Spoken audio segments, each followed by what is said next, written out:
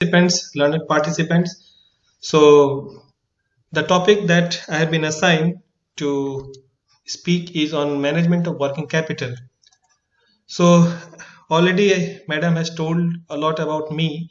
So let us start what exactly is the working capital and how it has to be managed and some of the things related to working capital.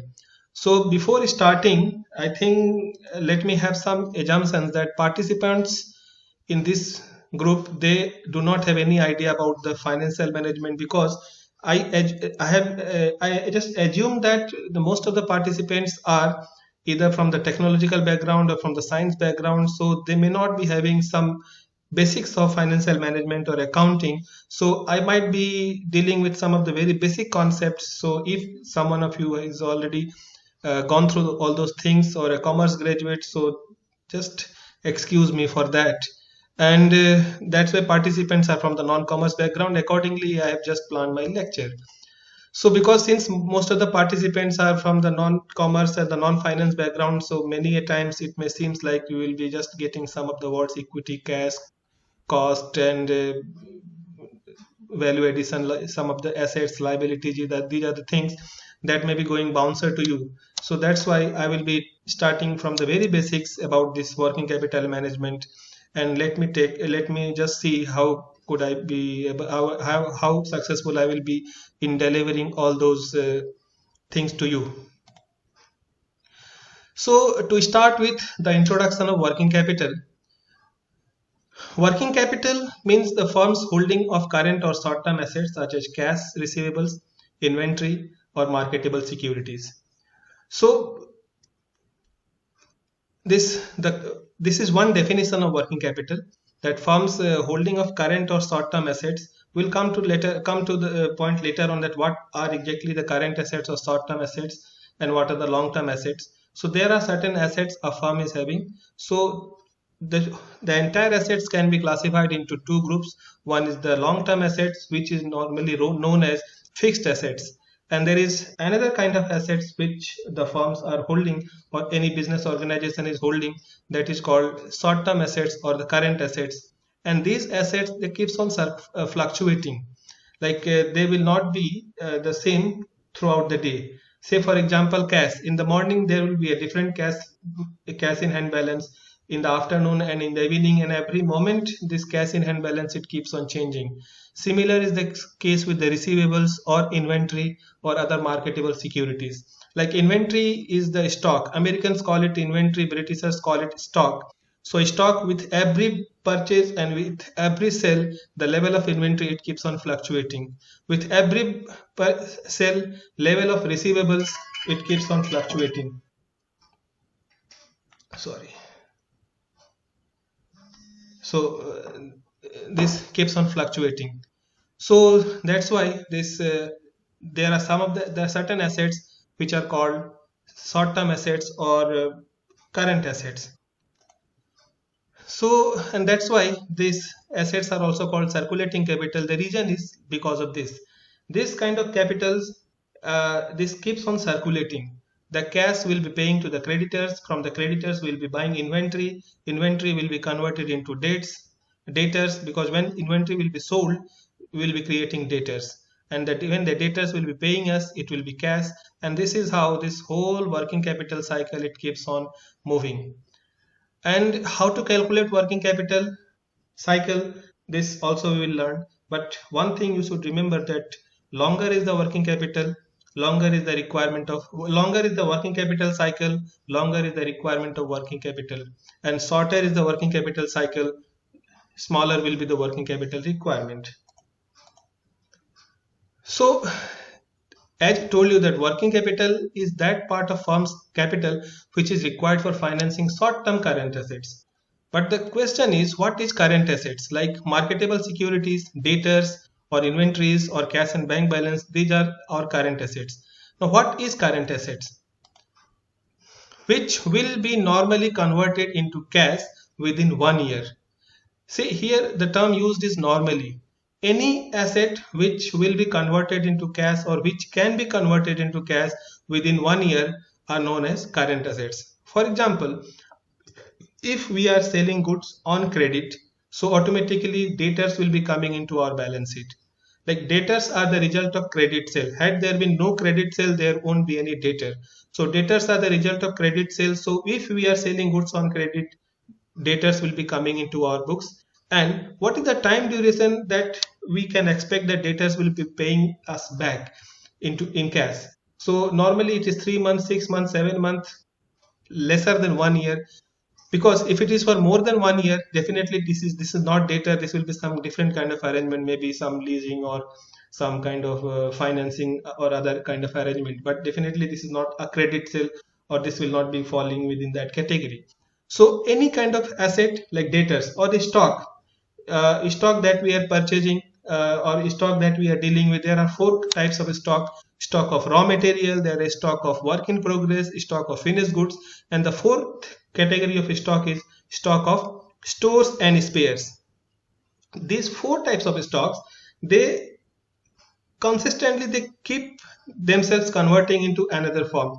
Raw material, it some processing will be done on that raw material and it will be converted into work in progress immediately. After some time, work in progress will be converted into finished product. Finished product, it will be converted into debtors, because finished goods they will be normally sold. So finished goods will be sold, so they will be converted into debtors. And the fourth category of stock is the stores and spares. Say for example, one farm is there and it is say textile company is there, or textile industry is there. Then textile industry, what will be the raw material for the textile industry? The cotton or the threads that it will be purchasing, they will be the raw materials. The cotton or the threads, when they will be processed, they will become work in progress. And then when ultimately finished goods will be there, so it will be in the form of finished goods. But that textile industry, it will also need some stores. Maybe it will be having some store of in the store some petrols or diesel to run the machines, some lubricants to run the machines smoothly, some spare parts of all those machines. So these stores and spares, they are also part of our inventory only, but that is a fourth category of inventory. So this is about the current assets. So that's why, because, and I am using the term normally because normally they are converted into cash within 1 year, but there are some exceptions also, that a current assets may not be converted into cash within 1 year, but still it will be current assets. For example, stores and spares. There may be some stores and spares which will be kept into the stores or spare parts, and it may not be required even for 5 years or 6 years, but those spare parts will be kept into the store and still it will be current assets. Though immediately they need not to be converted into cash, or they may not be required to be utilized for any purpose. Or raw material in some of the specific industries such as heavy industry, or maybe say aircraft. uh, just recently, for example, this Rafale has been brought into India, and you might be knowing that this Rafale is brought into India been very recently, but the order of Rafale was placed 3 4 years back, and it took many years, 2 or 3 years, to complete one squadron of Rafale to be manufactured and then delivered to India. So the raw materials which will be utilized in constructing the Rafale aircraft, so that raw material, it will be utilized or it will be converted into cash not within 1 year. It will require many more years than that, and that will be still it will be current assets. Work in progress may be requiring more than 1 year and still it will be current assets. Let me start with one example. Suppose someone wants to start a business. Just blindly, someone wants to start a business. What are things that that person will require? That person will require one building, because that person wants to start a business, so definitely he will require some building. Either it will be a shop, or it will be a factory, or some workshop. So whatever it is, so some kind of building is required. So one building is required. Then within that building, that person might be requiring to install some machines, so machinery is required. Some furniture will be required, some stocks will be required. Again, when I am uttering the word stock, I am referring to all the four kinds of stock: stock of raw material, stock of work in progress, stock of finished goods, or stock of stores and spares. But depending upon the nature of industry, this configuration might change. For example, if it is a trading firm, then definitely there will not be any stock of raw material and stock of work in progress. And only stock that will be required in trading firm is stock of finished goods. And definitely there will be very few items of stores and spares, but basically the stock will consist of only finished goods. But if it is a manufacturing firm, then definitely it will require raw material, it will require work in progress, and it will be finished goods will be there, and stores and spares will also be there. So stock will be required, because once we'll be purchasing the stock, then only we can start our business. Then some cash will be required to deal with day-to-day requirement. Some equipment might be required other than machinery. Some equipments might be maybe some drill machines, some computers, some fax machines, some printers. This kind of equipments might be requiring to start a business. Some electrical appliances might be required. So these are the things which are required to start a business. So this is a list of all those things, and just let us assign monetary value. Suppose for building we need 10 lakhs of rupees, either by way of we want to buy a building, or we want to took a building or lease. So ultimately 10 lakhs will be required for that building.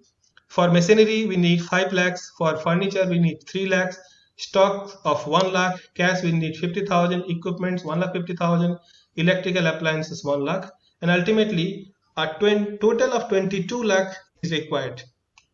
Now this is the assessment we have done, that 22 lakhs of amount is required to start a business. This is just a very rough calculation without any rocket science and without any understanding of the typical commerce or finance knowledge. We have simply assigned like this 22 lakhs is required to start a business. But the question is, from where this 2 lakh will come? We need some financiers. Either this 22 lakh we should have our own money, will be requiring 22 lakh, or will be requiring some bank, or will be requiring our friends or some person who will advance this 22 lakhs, or in any combination of this, that ultimately we need 22 lakh. This is our requirement. So suppose we have our own capital of 12 lakh. So out of 22 lakhs, I have my own capital, that is saved money, of 12 lakh. Still I am short of 10 lakhs. So there is a bank, I approach to a bank, and the bank, considering my credentials and my other credit worthiness, bank is ready to pay me only 7 lakh. So I have my own capital of 12 lakh, and bank is ready to give me 7 lakh. So I have a total amount of 19 lakh. Still I am a short of 3 lakhs. So there is a friend, Ram, who is friend of mine. So he is agreeing to pay me 2 lakhs of rupees. So that will be coming as Ram's loan. Again, I am a sort of 1 lakh. So see, there is one person from whom I want to buy this stock of 1 lakh, and that person is ready to sell me that stocks on credit without asking for money. So I need this stock, but that person has told me that you take this stock of 1 lakh, take maal le jaiye 1 lakh ka, and you need not to pay immediately. So that will be a kind of creditor. He is ready to advance me 1 lakh rupees, so creditor, and ultimately 22 lakh requirement is met. And in finance, this portion, this right hand side of this screen, building, starting from building to electrical appliances, this will be the part of our investment decision. We have made many investments. We have invested in building, we have made investment in furniture or machinery or stocks, equipment, electrical appliances. So this part is called investment decision, and the left hand side of this balance sheet, this is called financing decision. So we have made an investment decision of 22 lakhs, and this 22 lakh, this investment will be financed out of these sources. So this is called financing decision or financing activities, that we have our own capital of 12 lakh, we have raised a bank loan or friend's loan or creditor, and ultimately we have made 22 lakh. Now this part is okay. This is called balance sheet. So this is how this balance sheet will look like. Okay. Now if you just see minutely this balance sheet, so there are some assets, this building, machinery, furniture, some equipments are there, electrical appliances are there. which will have a normal life of more than 1 year. Like when we are buying any building, definitely any person, a lamb person can also say that the life of this building will be more than 1 year, maybe 5 years, 10 years, 20 years. A machinery life of a machine will be more than 1 year. It may be 3 years, 5 years. Furniture will last for more than 3, 4 years. Equipments and electrical appliances will have a life of more than 2, 3 years. But this stock, it do not have any life uh, beyond 1 year, because if a stock have a life beyond 1 year, it means that your stocks, your goods are not being sold into the market, and this is not a good sign for a businessman, or for any firm, that if the stocks are not sold, then this is not a good sign. And once these stocks will be sold, then definitely either these stocks will be sold in cash, or these stocks will be sold in credit. So if it is sold in credit, then definitely instead of stock we'll be writing debtors, or if they are sold in cash, so stocks will be reduced and equivalent amount of cash will be added here.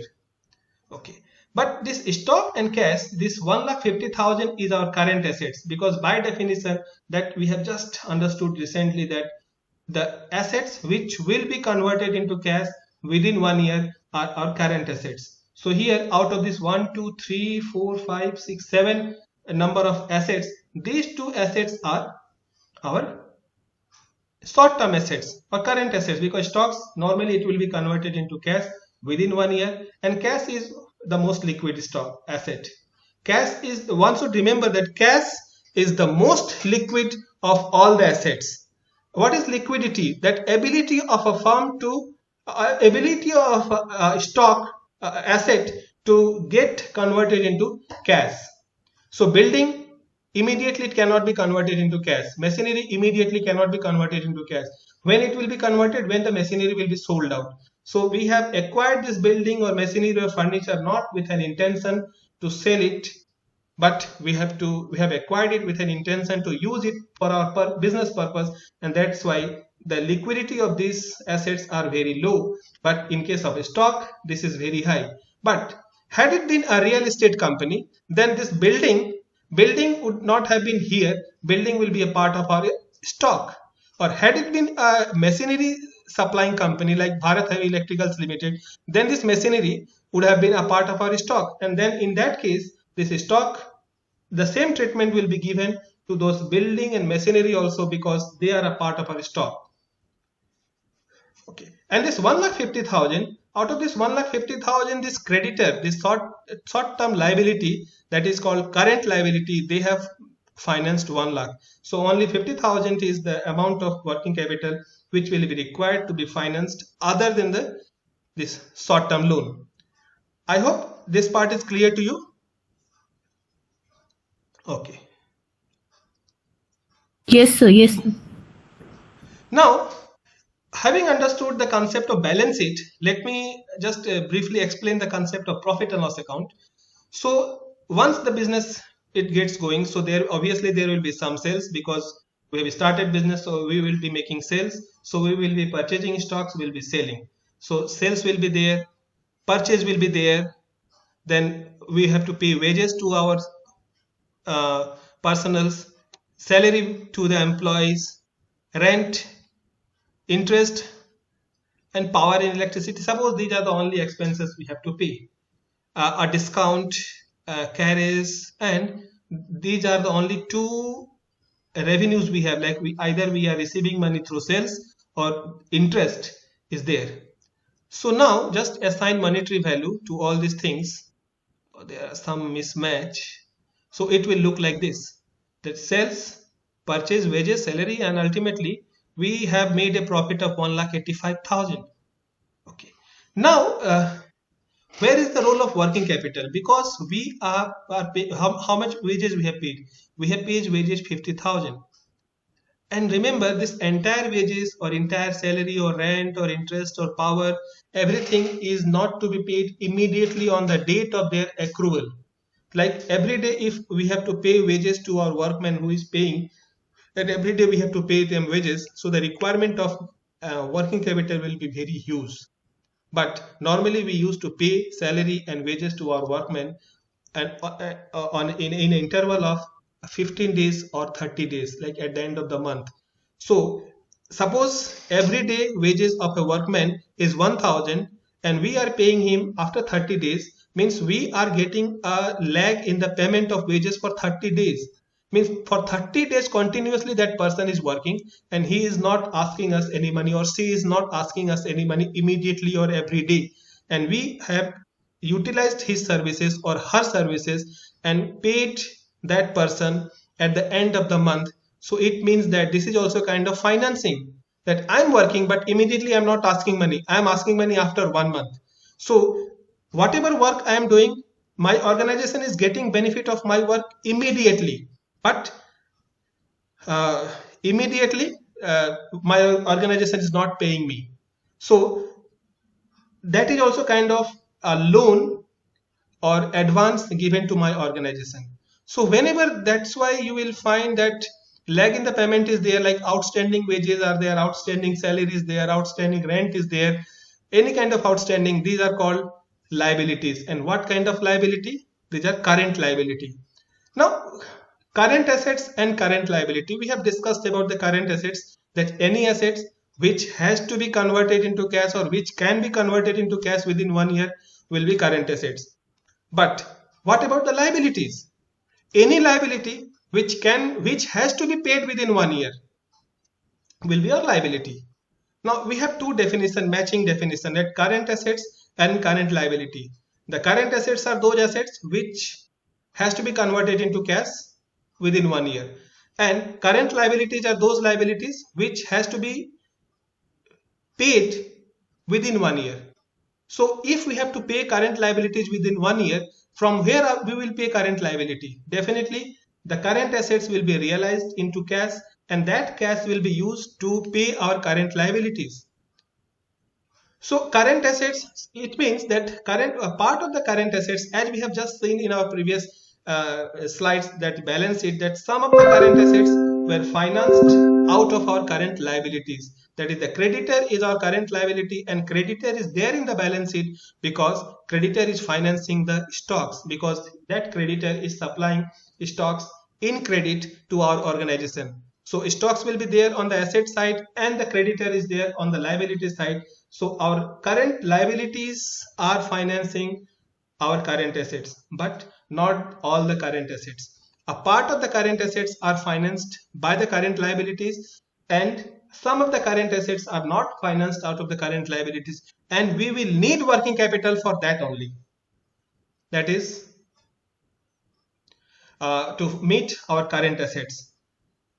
So assets needs to be financed, and long-term assets needs to be financed out of long-term sources, because once we have started our business, so definitely we have identified some assets and some assets which will be classified into two types of assets, that is the long-term assets and short-term assets.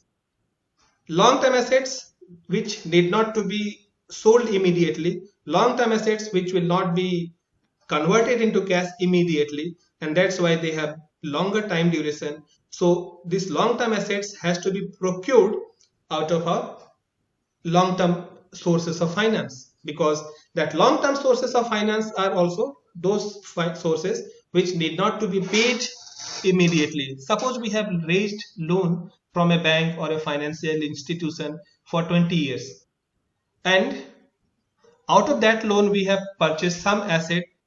So it is certain that immediately that loan need not to be paid, and that's why that loan can be invested in procuring some assets which will be having a lifetime of a longer duration or matching duration. So that is the crux, that long-term assets needs to be financed out of the long-term sources, and short-term assets needs to be financed out of the short-term sources. But not all short-term assets can be financed out of the short-term sources. Some of the assets are still there which needs to be financed out of the long-term sources, and here lies the crux of working capital. Okay, now I'm coming back to again this working capital cycle. So how these debtors will be created? So debtors will be created. Debtors are the result of credit sales. Remember, had there been no credit sale in any organization, there won't be any debtor in any organization. And had there been no credit purchase in any organization, there won't be any creditor. Or if there are advances from the customers, that advances from customer is also kind of current liability for the customer. Uh, when actually I talk about advances from the customers, it is reminding me a very interesting case study of Bajaj Auto Limited. Those who are of my age or elder than me, they might vouch it that if you want to buy one Bajaj Auto scooter or Bajaj Chetak, it was having a waiting time of 7 years plus. Like if I have made a decision to buy a Bajaj Auto scooter and I went to a Bajaj Auto showroom to buy that scooter, I need to book that scooter by paying the booking money, and I will be delivered that scooter after 7 years. So that was the demand for the Bajaj Auto scooters. And as I told you, this advance from the customer, because if I will be booking a scooter by paying just advance amount, by paying the token money, which will be considered as advance, so definitely this will be our current liability. But that liability was not to be paid immediately, because our waiting time, the nature of the business was such that the waiting time was around 7 years, and ultimately because of this we are getting money before the actual delivery, actual production of the scooter starts. And that's why at one point of time the working capital cycle of Bajaj Auto was negative. And how this working capital cycle is calculated, I will just tell you, I will just let you know how to calculate. But first, just understand the basic concepts. This credit sales are the result of credit sales create debtors, credit purchase create creditors. So suppose we need 30 days to pay our debtors, and we need 45 days to sell our goods. Means once an inventory is there in our godown or in our showroom, so on an average 45 days time is required to get that stock sold. So once this stock will be sold, and average time duration is 45 days, so after selling they will be converted into debtors, and debtors are on an average taking 30 days of time to pay us cash. So, and once we are getting cash, so we are paying to the creditors. And how much time is there to pay creditors? Suppose we are taking on an average 15 days of time to settle our creditors. Now if we have to calculate the working capital cycle, is just in the number of days. So 45 days from inventory to debtors and 30 days from debtors to cash. So 45 plus 30, 45 plus 30, sorry.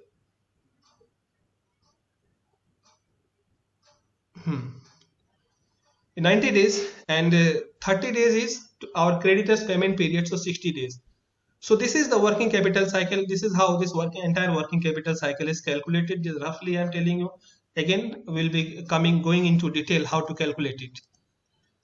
Now, I already told you about this current liabilities that payable within 1 year. Examples are creditors or bills payable, outstanding expenses. All these are our current liabilities. And now, having understood the concept of current assets and current liabilities, now we'll coming to the concept of working capital.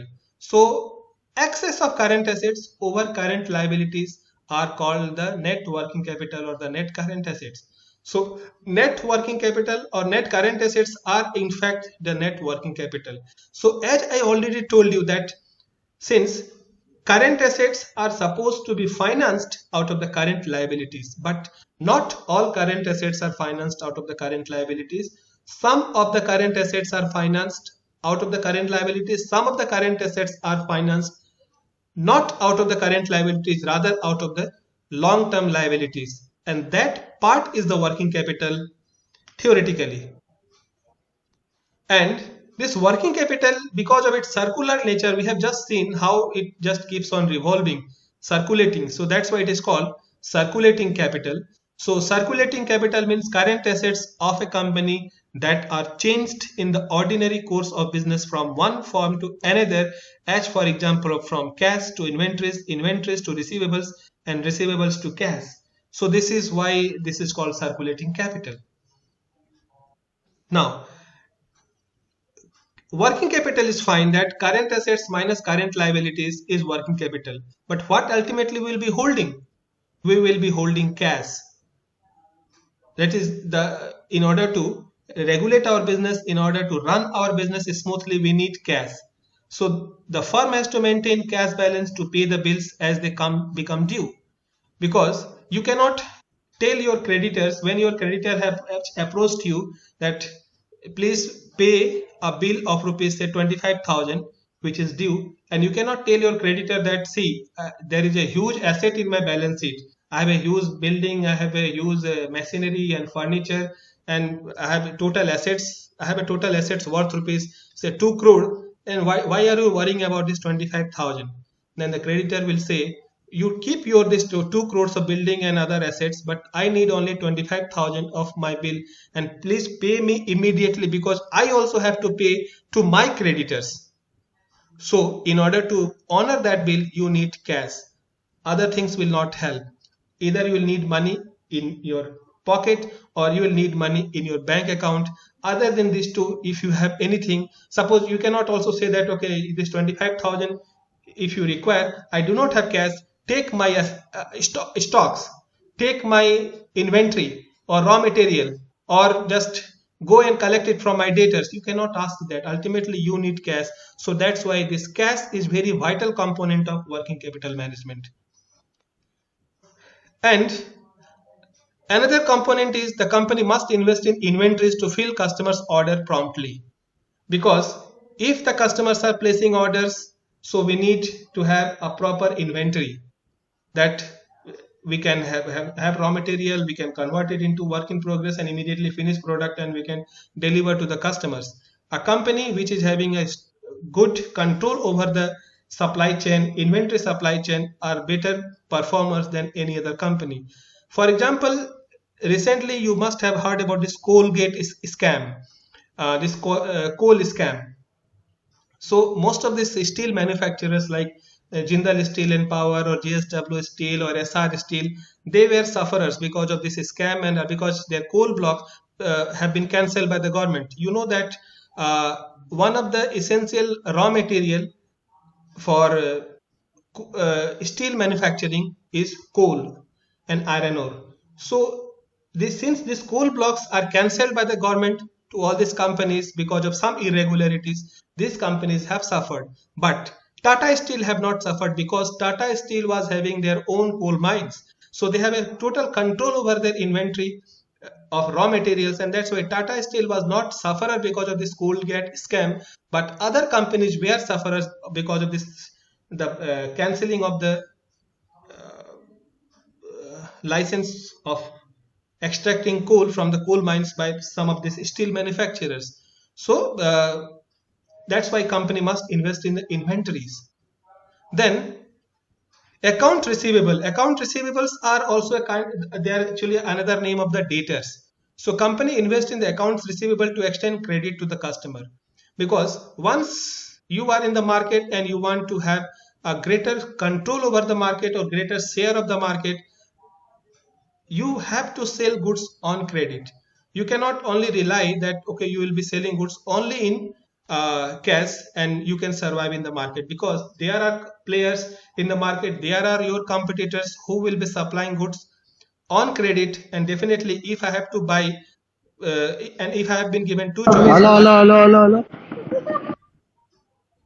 if I have been given choice that hello, any problem? Sir, you continue. I am removing other participant. Hmm. Please do not create any disturbance, else I'll remove you. Sorry, ma'am. So, if I have been given one choice that buy one product by paying rupees 100 immediately and buy one product by paying rupees 100 after 1 month, definitely I will be going for the second alternative, where I will be given credit facility and at almost at the same price, or even I won't mind that I have to pay even 101 rupee or 102 rupees, but I'm given a credit of say 1 month or 2 month. So definitely the company have to invest in its account receivable, because if the company or if the my firm or your organization is willing to serve these kind of customers, so definitely when you will be selling goods in credit to those customers, so you are not going to receive money immediately, but you need to replace that stock which has been bought by that customer immediately. So you need to invest in the stock of finished goods or raw material, and at the same time you need to have enough money so that when that customer will be paying after 1 month or 2 months, so your operations can sustain up to 1 month. So that's why you have to invest in accounts receivable also to extend credit to the customers. So taking together all these, inventory, cash and debtors, this operating cycle is calculated. Now, when I have shown you that diagram of circulating capital, so I just told you that that some days, 30 days, 15 days, 45 days, or 20 days, that time period is there. So that is actually, there is a formula to calculate all those time period. Inventory conversion period, that is on an average how much time is required to convert the inventory into sales. That inventory, when inventory is lying in our godown, it is inventory or a stock, but once that inventory is sold, that inventory is converted into accounts receivable or debtors. So that time period, on an average, how much time is required that an inventory remains in our stock or remains in our godown, uh, is called inventory conversion period.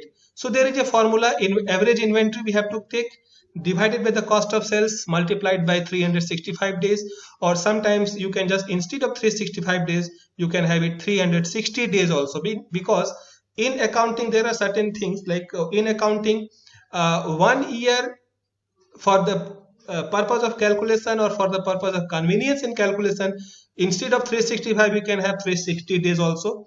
And initially I talked about this long-term assets, short-term assets, long-term liabilities, short-term liabilities, or current assets or current liabilities, these things. So in accounting there is a very specific definition of long-term and short-term. There is no scope for any kind of ambiguity. In accounting, long-term means more than 1 year, means more than 365 days is 1 year, less than 365 days is short-term. That is like treasury bills, government treasury bills can be issued for a maximum period of 364 days only, because of this limitation only. So if anything less than 365 days or less than 1 year is called short term, whether it is assets or liability or anything, any instrument, or more than 1 year, it is a long term. For any other product, long-term and short-term definition, it may be according to your perception, according to your convenience. But in accounting, this definition is very strict and we have to abide by this all only. Similarly, receivables conversion period. Receivables conversion period means debtors payment period. How much time on an average debtor is taking to pay us back? So we are selling goods to the debtors, and what is the time duration, average time that debtor is taking to pay us money, pay us back the amount due? So the formula is accounts receivable divided by credit sales into 365. Now this, why credit sales? Because I told you immediately, like right from the beginning, that debtors are the result of credit sales. If there are no credit sale in any organization, there cannot be any debtor. Just take the example of Bata. Bata, they do not have the policy of selling goods in credit to the retail customers. But here I have used the word retail customers. It does not mean that Bata will not be having any data in their balance sheet. But the question is, if Bata is not selling any goods to the retail customers in credit, then from where the debtors will be coming? So you must be knowing that Bata is also one of the biggest supplier to the Indian Army. So when it is supplying goods to Indian Army, definitely it cannot say that कि पहले पैसा दो तब हम सामान देंगे. So it is just based on the this placing orders, and it is supplying goods to Indian Army, and then bills are raised and bills are cleared after some times. Bata is also one of the supplier to most of these big companies like Tata Steel or Jindal Steel or IOC or Oil India or ONGC. The shoes are supplied by the Bata only. So for supplying goods to these companies, they also raising bills and they are selling it in credit. So that's why if you just have a look at the balance sheet of Bata, you will find there are debtors also in Bata as well. Similarly, there will be debtors in case of Big Bazaar also, because for us when we are going to Big Bazaar, you must be knowing that Big Bazaar is not selling anything in credit. So we have to pay cash immediately either through card or cash, and then only we can get our goods. But Big Bazaar is also a supplier to some of the organizations like Indian Army or some big corporates. So from there, that debtors are entering into their balance sheet. Payables deferral period, or this is also called creditors payment period. So creditors payment period, like just a reverse of the debtors collection period. We are expecting that our debtors will be paying us back when we will be selling them goods in credit. So similarly, when we are buying goods in credit, so we have to pay to our creditors. So the formula is accounts payable plus salary plus anything, because payable is accounts payable, that is the amount, that is the goods that we have purchased on credit. Then we can have some salary, because at the beginning only I told you that there may be some lag in the payment of expenses like salary or wages or rent or any other thing. So whatever these payments are due, that becomes that there will be just added, divided by cost of sales, selling general cost of sales plus selling and other expenses divided into 365. Okay, now here if we have calculated all these things, then being a student of accounting and finance and being a student of management, we can just derive some of the strategic information from about the company. For example, suppose the receivables payment collection period is 60 days and the payables deferral period is 90 days. Means we are taking 90 days time to pay our creditors. Like creditors means from whom we have purchased goods. So we are taking 90 days time to pay them, and we our customers are paying us within 60 days. Now what does it mean? There are many interpretations of this kind of information. One information is that we have a better bargaining power in the industry, that our creditors are paying us within 60 days, our debtors are paying us within 60 days, and we are paying our creditors after 90 days. Means हमको 60 days में पैसा मिल रहा है और हम उनको और 30 दिन बाद दे रहे हैं, यानी 30 डेज अपने पास रख रहे हैं. So we have a better bargaining power. But it may be also one another interpretation that we are some other expenses and our working capital position or our cash position is not so good, and that's why even after receiving money from our debtors, we are not able to pay our creditors and we need that money to invest for some other purpose, and after 30 days we are paying them. So there are multiple interpretations. So just based on just to calculate the average receivable period and payable period of a company, and then many of this strategic information we can calculate about these companies. Or similarly for the inventory conversion period, like if inventory conversion period is very high, it means that our inventory is not in demand, our inventory is not being actually taken by our customers, and that's why our slow moving inventory, and that's why our inventory conversion period is very that period is very high. So why that conversion period is very high? It may be because of the quality of the product, or it may be because the customer's taste and preference have changed, or it may be because the general economic cycle in the industry or the country has changed, and that's why our inventory is not in demand. There may be many reasons. So ultimately the experts have to interpret. We, the accountant and the management accountant, can simply just do these calculations and provide management with all these informations. Okay. So this working capital, investment, that working capital, that size and nature of investment in current assets is a function of different factors. So I will be coming to that. There are three alternative working capital policies: policy A, B, and C. Now, what is this policy? Policy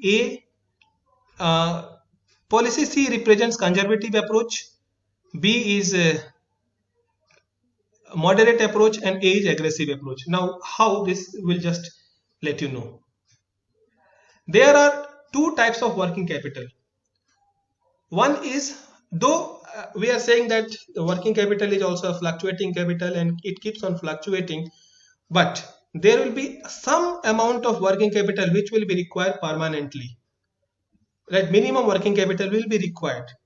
So that is permanent working capital, and over and above that permanent working capital there will be some fluctuations, like during the peak season there will be more requirement of working capital, during the slack season there will be less requirement of working capital, and so on and so forth. For example, if it is a company which is manufacturing, say, air conditioners, so now summer is coming, during the summer period the working capital requirement will be very high because the activity will enhance, lot of manufacturing, lot of selling, and lot of buying of goods and services and raw material, everything will start happening. So this, when this peak will be there, so working capital requirement will be very high. But during the winter season the working capital requirement is at the relatively at the lower level. So but even if during the winter also there will be some amount of working capital, because that company need to meet some of its expenses like electricity, power, salary to some of the staff, wages to some of the staff, or some amount of manufacturing will always happening in that company. Whether even if it is a winter season, then also some amount of manufacturing will be there, so that permanent working capital will be there. Now,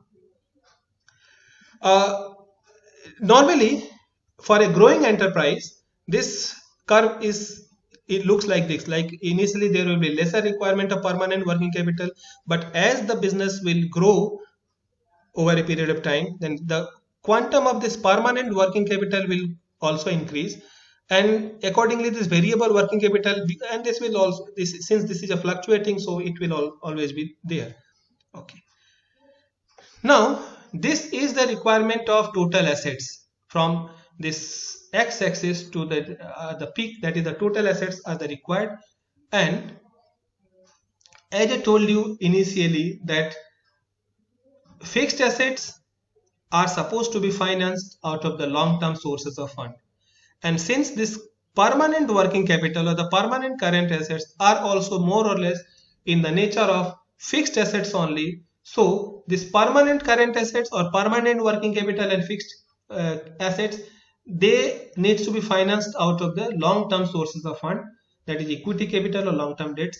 And this fluctuating working capital, they has to be financed out of the short-term debts. And this is the matching, this is the ideal scenario, that short-term assets should be financed out of the short-term debts, long-term assets should be financed out of the long-term assets, and this is the matching approach or the moderate concept. But what happens if we have used the short-term debts to finance our long-term assets? Then what will happen? And this is a very aggressive working capital policy, because normally the short-term debts, they do not have much cost in the form of, say, interest, because suppose we are taking advance from our customer, so definitely we need not be to pay interest to our customer.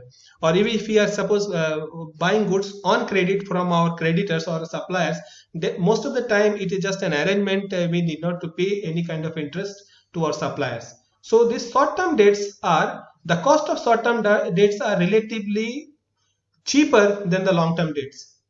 So we can use the short-term debts to finance our long-term assets, and this policy is called aggressive working capital policy, aggressive approach. We are using the short-term debts to finance our long-term assets, and long-term debts can be used to finance our short-term assets also. This is called conservative approach of financing working capital, because if we are using long-term sources to finance our short-term assets, definitely these long-term assets have cost, but they have relatively better stability. So stability is that हाँ तुरंत हमें नहीं पे करना, we have enough time duration, that 10 years or 20 years. So immediately we can have just some kind of adjustments immediately. So that's why they are that's called conservative approach. So conservative approach, moderate approach, and aggressive approach of working capital. Now, having understood all this, now if we have to ask what are the factors that determine the working capital requirement, so these are the things we have already studied: the nature of the industry, demand or cash requirement, nature of the business, manufacturing time, volume of sales, terms of purchase and sales, inventory turnover, business turnover, business cycle, current assets, and production cycle. Ultimately, if you are able to understand that working capital cycle, because just take the example of nature of industry, if it is a manufacturing industry, heavy industry, that working capital cycle will be bigger, and bigger is the working capital cycle, more is the requirement of working capital. Nature of the business, whether it is a production or a trading firm, if it is a manufacturing, then definitely there will be requirement of working capital, work in progress, debtors and everything. If it is a trading firm, there will not be any question of raw materials and work in progress, only fixed goods will be there. Volume of sales, more debtors, more working capital, business turnover, inventory turnover, all these things are there which have impact on working capital.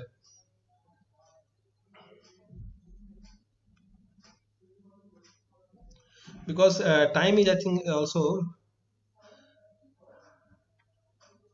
You can continue. You can just, if we have 15 minutes more, if you wish to continue, then after that I can float them, the Okay. Google. Okay, ma'am. Just once again, this working capital cycle, because what are the factors that determine the requirement of working capital? So this working capital cycle, so we'll have cash. Just take example, and the cash will be using this cash to buy raw materials. Then these raw materials कहाँ से आएंगे? So definitely either these raw materials are purchased in credit, or these raw materials will be, some of the raw materials will be bought in cash and some of the raw materials will be on credit. And if it is on credit, then definitely there will be accounts payable. Then raw materials will be converted into work in progress. Then work in progress will not happen automatically, there will be some value addition, and how this value addition will be done. So for value addition, some wages will be there, some other expenses, some salary, rent, electricity, power, some other materials will be required, and this is how this value addition will be there, and work in progress. So work in progress will be converted into finished goods. Once sold, it will be converted into debtors, and the debtors will be realized in cash, and this is how this entire working capital it moves. Now, if you have to understand simply that what are the factors that affect the requirement of working capital. So ultimately we have to think about this cycle only. Anything which will make this cycle longer, working capital requirement will be more. Just for example, if suppose the policy of the firm is not to sell anything on credit, so definitely this accounts receivable will not be there. Sales, finished goods will be directly converted into cash, and then the time required from finished good to sales to accounts receivable and then cash, this will be shortened. So similarly, if the policy of the firm is not to buy anything in credit, so definitely this will also enhance the requirement of working capital cycle. So this, whatever is the question is given to you, just think of these things, and ultimately you will be able to answer that question. Time and money concept in the working capital. In working capital, there are two very important concept dimension. One is the time and another is money. One person, a very old man, he has just given me a very simple lesson of this time and money, that those people like who are relatively elder people, like more than 30 years, they might be knowing that in Hindi 4 आना 25 पैसे को 4 आना कहते हैं, और 16 आना मतलब 1 रुपया. तो एक आदमी ने मुझसे पूछा कि 1 रुपया और 1 रुपया 1 into 1 कितना होता है? तो 1 into 1 is 1 rupee. और 4 आना इंटू 4 आना कितना होता है? 4 आना इंटू 4 आना इक्वल टू 16 आना. That actually this beautifully explains the value of time and money in the management of working capital. That 4 आना into 4 आना means 4 आना rotated 4 times, ultimately it will also work equal to 1 rupee, and 1 rupee multiplied by 1, ultimately it's 1.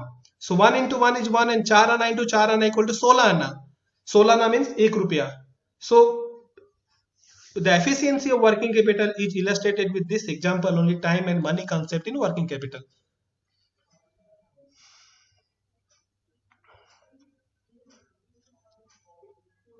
And these are some of the things like how to manage this cash flow. So I will just mail these slides to you, so there won't be any problem. Just something related to the inventory management.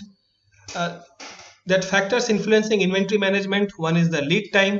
Lead time is that time taken from the placing of order to actual getting of inventory.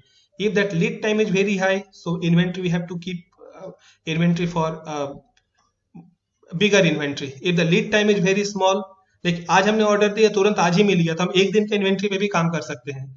लेकिन अगर हमने आज order दिया, हमको सामान अगर एक महीने बाद मिला, तो हमें एक महीने तक का इन्वेंट्री रखना पड़ेगा. This is very simple. Lead time.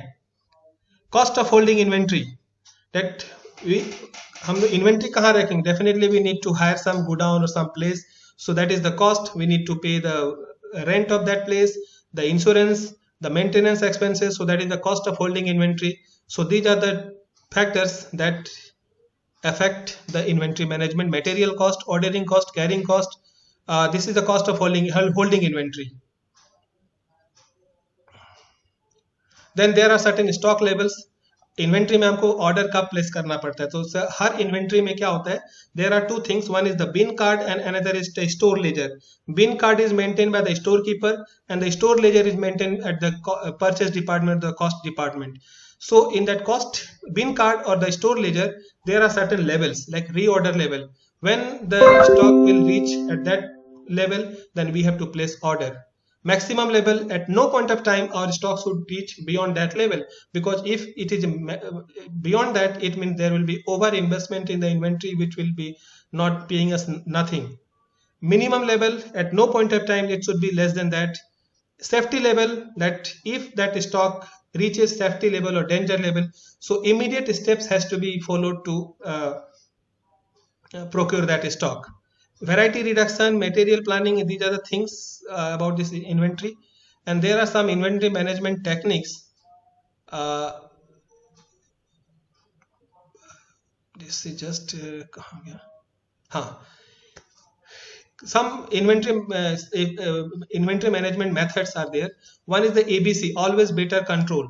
So this is the control is exercised based on the value of the inventory. A category inventory which are very high in value but low in volume, like gold or diamond, their value is very high but low in volume.